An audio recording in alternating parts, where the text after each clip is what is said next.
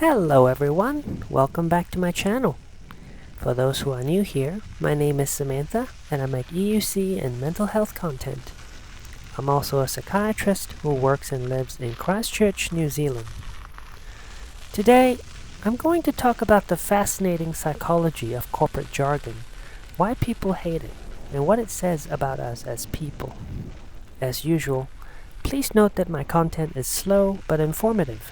So I don't recommend you stay if you're looking for something more exciting.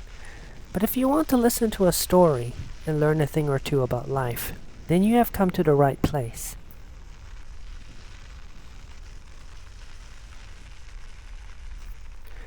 Have you ever been to an art gallery only to feel completely puzzled and underwhelmed?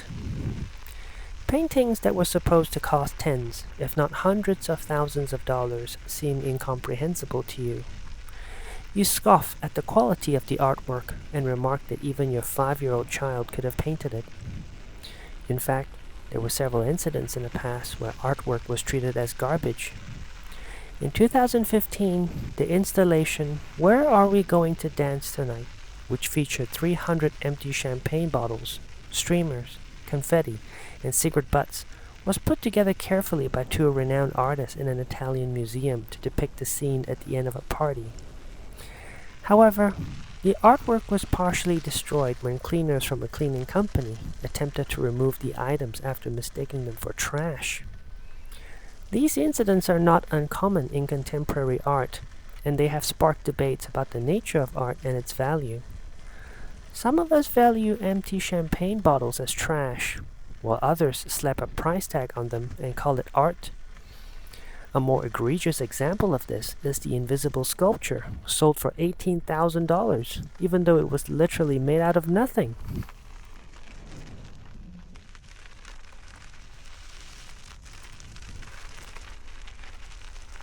Contemporary art is divisive because it challenges our notion of art and what it means to be an artist. We were taught to value the work of artists for the time and energy they put into honing their craft, rather than the message they were trying to deliver. Roughly 6 million people flock to the Sistine Chapel annually to marvel at the works of the master painter Michelangelo. His paintings were based on a biblical idea, specifically the creation of Adam from the book of Genesis. Visitors are humbled by his devotion rather than the originality of his ideas. It is hard to imagine how one man could have painted over 300 figures across 12,000 square feet of ceiling space over 4 years. It was said he painted 18-hour days while standing on a scaffolding, severely straining his back and neck. Ultimately, it was Michelangelo's sacrifice that moved everybody, notwithstanding his talent.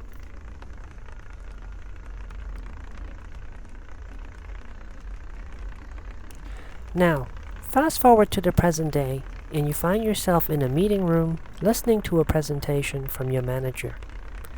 He said he intends to push the company in a new direction by actualizing a renewed level of cradle-to-the-grave credentials to create a hyper-connected, frictionless, and impact-oriented global enterprise, while pressure testing our resolve to a renewed level of adaptive coherence. You squint suspiciously at your colleagues around the room, hoping to find a sea of puzzled faces. But they all nod in agreement and applaud the presentation. In your bewilderment, you gently raise your hand to ask for clarification, but your manager quickly shuts you down, accusing you of not having the right attitude. The meeting ends, and you leave the room feeling exhausted and confused. So what is going on here? And what does this have to do with modern art?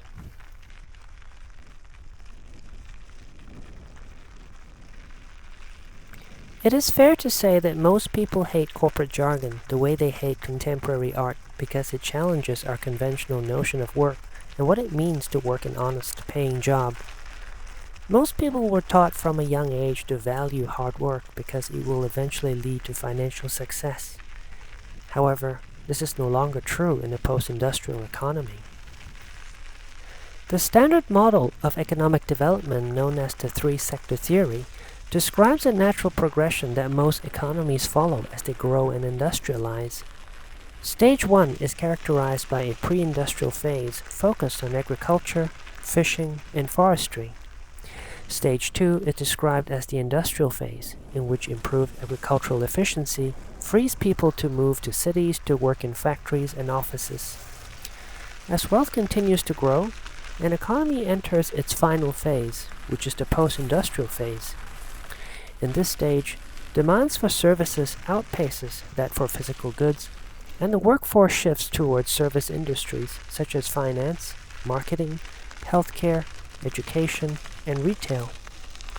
With every economic advancement comes the depreciation of labor and the appreciation of ideas. As human labor is gradually supplanted by automated machines, the average worker is forced to compete on an intellectual and social level, which gave rise to the corporate jargon. In a desperate attempt to impress others, people resort to nonsensical buzzwords designed to manage their public image by inflating their knowledge, skills, experience, accomplishments, and status. When used appropriately, industry jargon can improve communication, boost productivity, and facilitate social bonding. However, terms such as boiling the ocean, punching the puppy, or blue sky thinking don't serve any purpose other than to mislead and confuse. Which then leads me to my next question. Is corporate jargon harmful to productivity? The answer is maybe.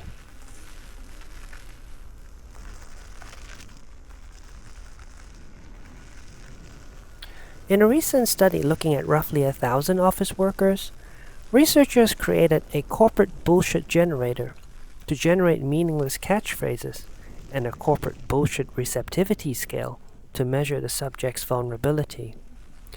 They found that workers who fall for corporate bullshit may be less equipped to make effective decisions due to a lower level of analytical thinking, reflection, and fluid intelligence. The researchers went on to say that although jargon can convey useful information when used appropriately, it becomes problematic when used for misleading purposes. While some workers can think critically about it, those who can't tell the difference struggle to perform at work.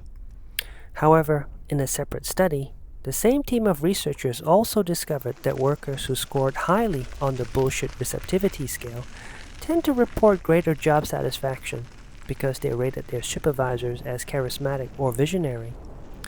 The participants in the study came from highly educated backgrounds, with many of them possessing bachelor's degrees and PhDs. The study proves that anybody can fall for bullshit as long as it appeals to our biases. So why are some people vulnerable to corporate bullshit while others reject it?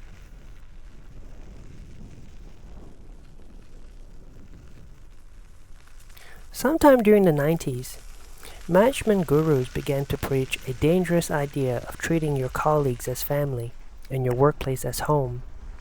As people are eager to prove their loyalty and commitment to the company, they began to blur the boundaries between work and life by working increasingly long hours. While some can extract themselves from work when necessary, others become institutionalized and trapped in a cultish mindset.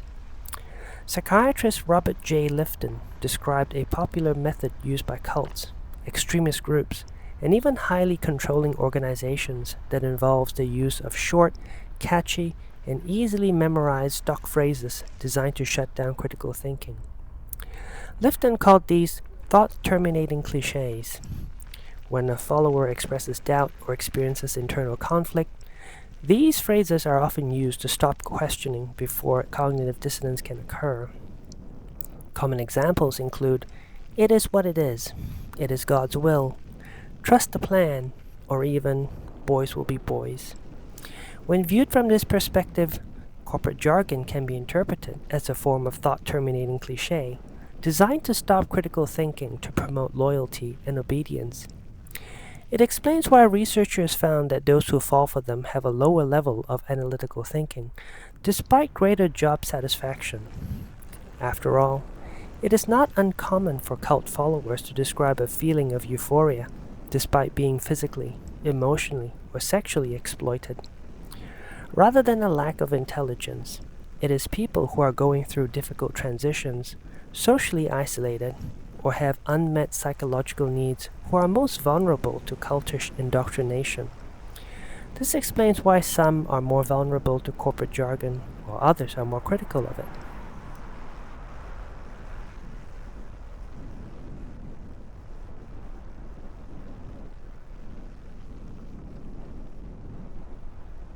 From corporate jargon, to modern art, to fine dining, to cryptocurrency, we live in an increasingly complex, abstract, and intangible world dominated by ideas competing for our attention. There was a time when life felt simpler. For example, there was a time when a bowl of instant ramen was fine the way it is without the need to reinvent it 100 times. We appreciate it for its simplicity and the honest message it conveyed. It is meant to be a struggle meal enjoyed by those who cannot afford anything more expensive. It is salty, lacks protein, and is high in empty carbs. Eating too much of it can lead to nutritional deficiencies. But despite all that, the humble instant ramen is not confused about its identity. It is not pretending to be something it isn't, nor does it want to be. It doesn't ask to be topped with Wagyu beef, truffles, lobster, or God forbid, edible gold. We have forgotten that instant ramen is meant to be prepared in under 10 minutes, which is why we loved it. Those of us who can appreciate the irony would find the idea of a luxury bowl of instant ramen strange and even off-putting.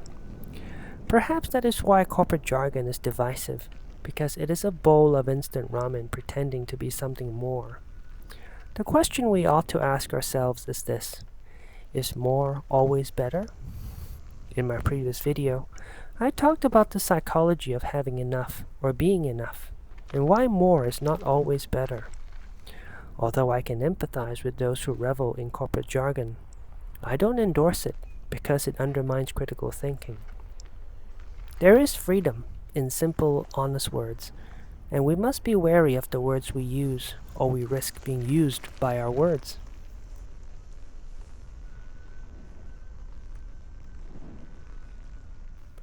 And that is all I wish to say about this topic today. Thank you for sticking with me until the end. Please leave a comment if you can relate.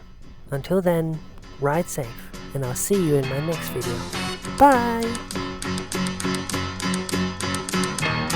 Tumble out of bed and I stumble to the kitchen, pour myself a cup of ambition and yawn and stretch and try to come to life. Jump in the shower and the blood starts pumping. Out on the streets the traffic starts jumping with folks like me on the job from 9 to 5. Working 9 to 5, what a way to make a living. Barely getting by, it's all taking and no giving. They just use your mind and they never give you credit. It's enough to drive you crazy if you let it. 9 to 5, for service and devotion. You would think that I would deserve a fair promotion. Want to move ahead, but the boss won't seem to let me.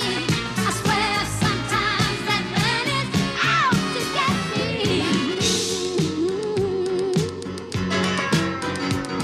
They let you dream just to watch him shatter. You're just a step on the boss man's ladder, but you got dreams he'll never take away.